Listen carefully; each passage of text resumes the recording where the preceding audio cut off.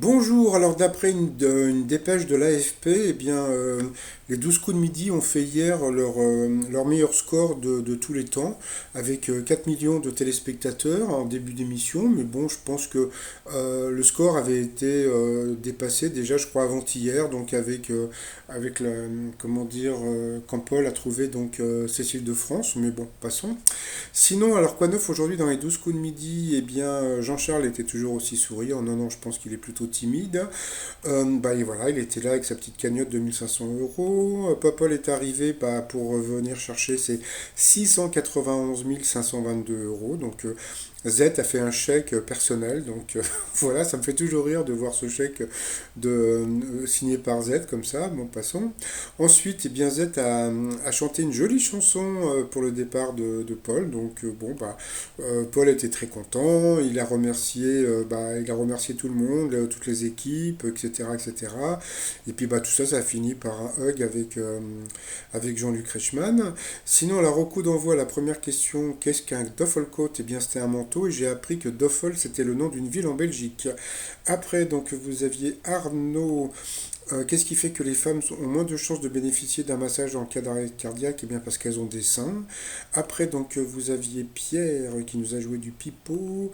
Quelle chanteuse part en guerre contre les haters dans son single You Need to Calm Down? Donc, c'était Taylor Swift.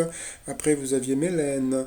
D'après une étude récente, quel linge de maison comporte jusqu'à 39 fois plus de bactéries qu'une gamelle de nourriture pour animaux? Eh bien, c'était la tête d'oreiller. Donc, je vais m'empresser d'aller nettoyer mes têtes d'oreiller. Dans le roi lion, quel animal est Pumba? Donc c'est un phacochère. Selon des chercheurs écossais, quel mammifère marin parle comme les humains et sont capables de dire comment ça va? Donc c'était des phoques. Bon, passons. Selon deux professeurs d'économie de Singapour, pour que votre mariage ait plus de chances de durer, la cérémonie doit coûter moins de 850 euros. À quoi l'île d'Alcatraz doit-elle son nom? C'est des animaux, je ne sais plus ce que c'était, vous pouvez lire en dessous. Donc sur cette question, il est passé au rouge, qui dit rouge dit duel. Il a pris Mélène en duel, qui est tombé sur une question qui semblait simple, dans le livre de la jungle qui signifie le nom indien du héros Mowgli.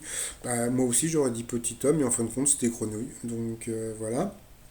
Ensuite, Pierre, Jean-Charles et Arnaud se sont retrouvés donc au coup par coup.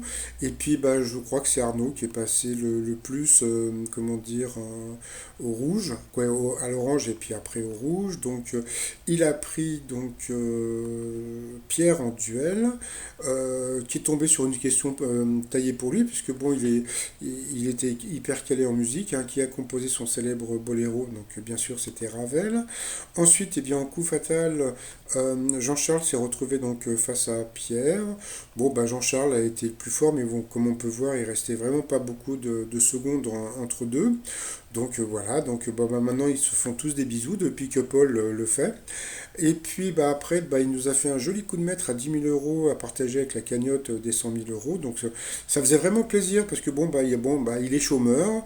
Bon, en plus il est du Nord, moi j'aime bien les gens du Nord, à part les profs. Bon, de toute façon, non, je déconne. Et puis voilà, on a pu voir que Paul était un peu triste, tout seul dans le public. Mais la famille de Jean-Charles était assez heureuse. Dans l'étoile mystérieuse, ça bouge pas, c'est toujours Étienne Dao, comme je vous ai dit hier. Et puis, alors, par rapport à Popol, on a appris on va sûrement le revoir bientôt, puisque il va bientôt sûrement participer à des émissions comme C'est à vous, ou bien dans Quotidien, je pense qu'on va le voir, etc. Il viendra avec Jean-Luc Reichmann pour parler un petit peu de son parcours. Je ne sais pas s'il va participer à la TPMP, bon, je ne sais pas, avec toutes les conneries qu'on dit Cyril Hanouna et les chroniqueurs. Et puis, par rapport à Jean-Charles, j'ai vu qu'il était quand même pas mal détesté sur Internet. Jean-Charles, je vais monter une équipe, on va t'attraper, sale chien. Paul, t'es peut-être plus maître de midi, mais t'es maître du monde, gros bisous. Bon, je pense que c'était un genre d'un peu d'humour, que je sais pas, mais bon, voilà, t'emballes pas Jean-Charles, dans 2 jours t'es plus là, twin méchant assumé, etc., etc.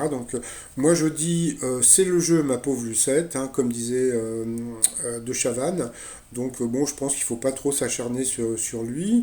Et puis Jean-Charles a été interviewé par BFM et puis Télé Loisirs, donc il a raconté un petit peu son parcours, etc., etc., comment il avait fait pour éliminer Paul et comment il avait pris surtout la décision. Et puis Paul lui en veut pas parce qu'il paraît qu'ils bon, ils ont rigolé en plus ensemble. Et puis Paul a dit que le nounours qu'il avait gagné, il allait l'appeler Jean-Charles. Donc c'est assez rigolo. Et puis si vous voulez suivre Jean-Charles, il a une chaîne sur Facebook qui s'appelle Aguamélus. Donc voilà, vous pouvez aller voir un petit peu ce qu'il fait. Bon, j'ai regardé 2 secondes. Et puis sinon, pour les fans de Paul encore, toujours les clés USB. Et puis le t-shirt Fan Forever.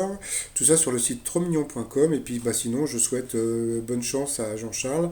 Et puis je vous dis à demain. Bye bye.